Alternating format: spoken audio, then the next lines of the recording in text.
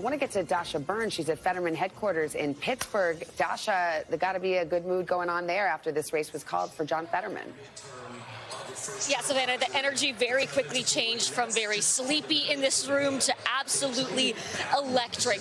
My goodness, we were not expecting to call this race tonight. We were thinking we were going to be waiting potentially days for this, but Fetterman really outperformed in these key areas, outperforming Biden. Oz underperforming Trump in the western part of Pennsylvania that's more red. And behind me, these folks have been chanting, every county, every vote. That has been the Fetterman strategy from the very beginning.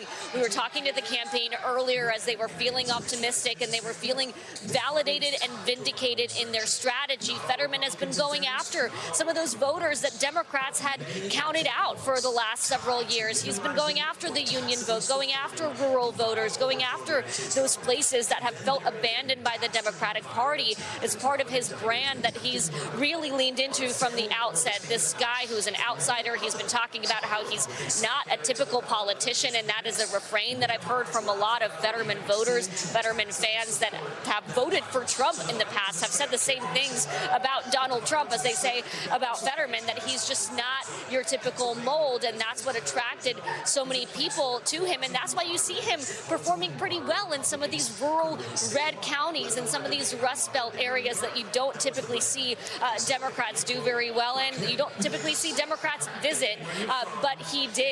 This was, of course, a tumultuous campaign following the stroke. A lot of questions, a lot of concern about whether or not he could pull this off. Oz was also making a play for the suburbs, focusing on issues of crime.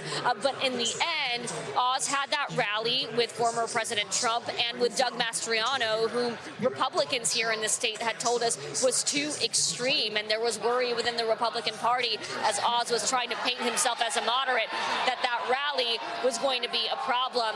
Hard to say what pushed things over the edge in the end, but I can tell you this room is fired up. The podium is out here behind me. We should be likely hearing from Fetterman at any moment here. So much energy, so much Monday morning quarterback for the Republicans here.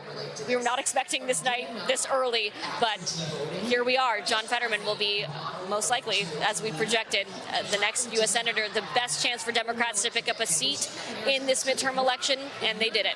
Savannah? All right. Dasha Burns, thank you very much.